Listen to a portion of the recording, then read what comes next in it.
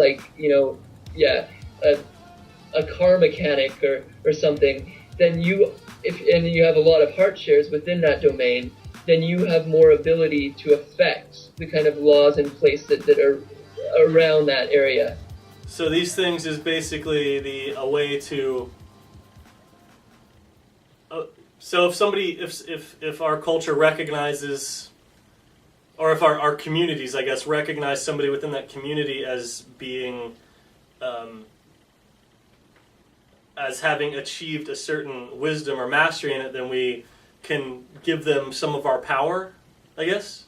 Yeah. So, like, it's exactly. It's giving them legislative power for those people we morally believe in. But it is tied to, like, because there's that good principle that, like, the Zeitgeist Project talks about, and that's, having specialists in the field, right? You want to have the people that are, specialists to make the kinds of laws and regulations so this kind of allows for that, right? It says that, okay, the individual is a specialist as a dentist, and everybody believes is a very moral dentist. So the heart shares would be, like, you would have to say that you would have to sort of declare a specialty field for somebody to give you heart shares into, or? That's a little bit up in the air at this point, but, like, I'm kind of thinking that solves the riddle of ensuring that the people are making legislative, legislation outside of their domain of knowledge, sort of. Does that make sense? Yeah. So would we as individuals declare where our heart share power would go, or would people be able to give us heart shares tagged with certain areas?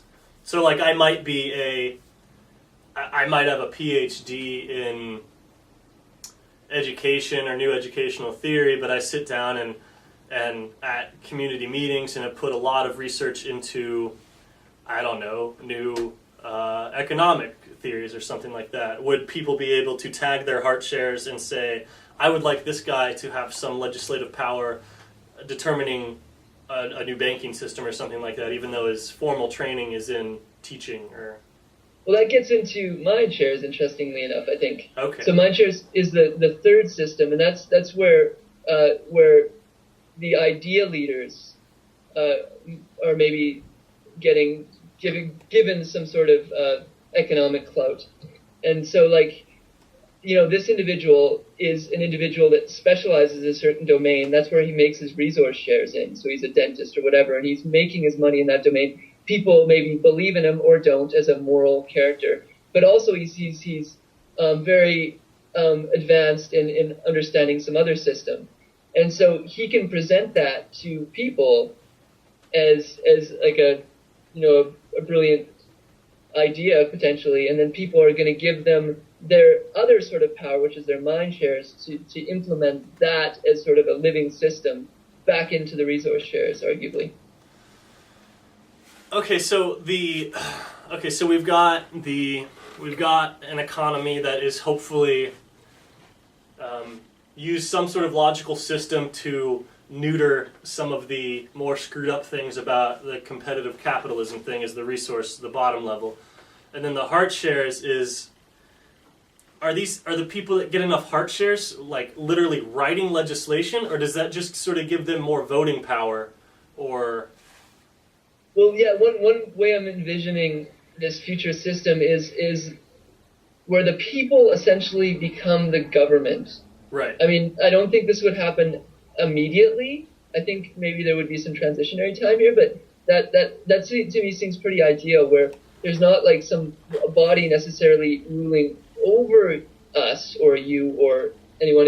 It's more of a collaborative process. The government is more of a, like, I guess you could, it's almost, the way that I see this happening with these, you're right, it does seem to be some logical gaps in here, but if somebody could plug those, this exchange of power would sort of, you could create the exact same government, but it wouldn't be a rigid structure. It would almost be an emergent sort of flocking behavior as all these energies played in and out. And so some people would transiently rise to this position and then just smoothly and cleanly sort of be removed from it if they lost their shares, but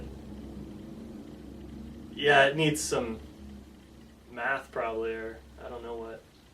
Yeah, you're kind of poking in and out. Like, there's again, yeah, with that yellow system, it's about flexing and flowing, right? So the attempt, instead of like, where we have this really, really kind of the law system right now, it has so many patchwork laws, right? Where you create this law that's supposed to stop this, but then it has this other effect of causing a new problem over here and another problem over there, etc. Right? Mm-hmm. Whereas if you have like more of a dynamic legislation that's ever changing, it's ever evolving, there's potentially going to be some foundations that rarely change, if ever. But it's kind of more of a meshwork. And so like in this, you might have heard like the notions that the Constitution of America is sort of a living document, and I can understand why a lot of the more industrialists are against that, because it's controlled from the top down. Right. So that the living document is living only for those people that are in the high level of legislation, maybe even above that. Right. Because now even Congress doesn't seem to have much of a word in what happens. So it tries to really flip that on its head, where the people are the ones dynamically altering the law if they're passionate about something. And so the sort of mental element I think you need a third domain of economics to really allow that to thrive, right? Right. And then there's also another theory that Brian O'Connell brought up to me in a post he was talking to me about, and it's called human credit. And he thinks this maybe potentially solves some of those elements where, like, I don't like the word actually very much at all. It sounds like a branding of an individual, but it's like the idea being that, the more sort of progress you make as an individual and the more trust you sort of have a credit level where people sort of, you have a sort of stationary place in the economic world in a sense, but it's not stationary, it's moving, but it's, you have potentially more clout because of that. But again, people can say, no, we don't like this, you're dropping down to the bottom, we don't trust you anymore morally, you're dropping down to the bottom, etc. But it's kind of more of a dynamic, stationary thing where the person has a bit more stability potential. I don't know. Yeah, sorry. There is some problems with this, but. Okay, so like I'm confused as to what exactly each level, I guess the tangible power that it gives you. So the resource level gives you the power to buy goods and services. Yes, and there's, again, I think it's important to note that there would be a bottom limit so that everybody has enough.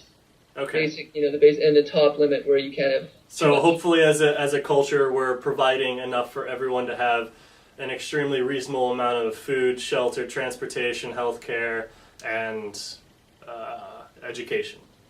Yeah. So then we've got that after we've taken care of, say, extreme poverty. So then you can buy and sell goods within the logical means of the system. So that's the resource level. And then the heart shares seems to give you legislative power, but I'm confused as to how people are seeing that enacted, or how is that power, if I start collecting heart shares, implemented into causing physical changes in the world? Okay, well, we have the power of the internet, and this could be a big tool in allowing this to manifest, so that, if you've been given a certain level of heart shares, let's say you then present a change on the internet as a legislative change. This isn't sort of a new change as to how the whole system or the foundations of the system ought to change, but it's more of within the system, kind of the general going conventional system. You're making little tweaks and so forth, and so you are having a certain. Sorry, I'm not explaining this well at all. I apologize, but it's So you're within your particular specialization, and then you're making little tweaks about maybe how dental rules are happening and so forth. Okay, so if I'm a research scientist, right, and there's a lot of weird problems with the grant system today. It's unwieldy or whatever. Within the scientific community, maybe we'll even specialize it into biology, I collect enough heart shares. Does that mean that I can go on the internet or whatever that we have, this sort of collective wiki of legislative laws concerning a certain area, and after I get enough heart shares, like I can just type out a change and it's implemented? Or well, it would be like Wikipedia, right? It's implemented for a time, but if another person says, okay, no, that's not going to rewrite, then it might be very quickly, re-legislated. Like somebody that has equal sort of heart shares as you says, oh no, that doesn't work, and they can actually that's going to affect maybe your view of yourself, or the kind of your public position in the world will actually be augmented from putting up legislation that's maybe highly self-centered. Even though probably very few people would look on that. Or if it just doesn't work, or like, because there's always gonna be like backlashes, right? Let's say that I'm a brilliant whatever, and I've got this really good idea that 60% of the community likes, but there's 40% of the community does not like this new legislation that I'm pinning. Yes. How does that play out? I mean, it's probably like, I guess there's a good notion about just the general election problem, right? Where you have, if you have 6 candidates through the typical voting structure, it's going to over time dwindle off the ones that only have 10 or 15% because people don't trust them, and then it's just left with the top 2, and that's a very big problem with dialectical reasoning. Whereas this one says, okay, what's the collaborative wisdom amongst this? How can we get all of the pieces on the table and then legislate it from there? And that's in a big way coming from the mind shares, where they look at the situation as thinkers and say, how can we maybe make the most inclusive solutions that take the best of all of these and maximize the foundation. So it is more with the foundations, but is that clear? I guess I'm having a hard time connecting. Okay, so if I have $5 at the resource level, I can go out and turn that into a physical sandwich. I have created a change in the world, right? I didn't have a sandwich before. I gave them my $5. Now there's a sandwich. So if I have 50 heart shares, what exactly does that buy? Yeah, I mean, one way that Brian was thinking is that you could actually turn it in to others' resources, but I don't think that's maybe. I think it's better maybe to keep it separate. Okay, so let's say that it's separate. I mean, like what? Yeah. What is the power of 50 heart shares do? I guess because so it gives me legislative power, I guess, and that's enacted.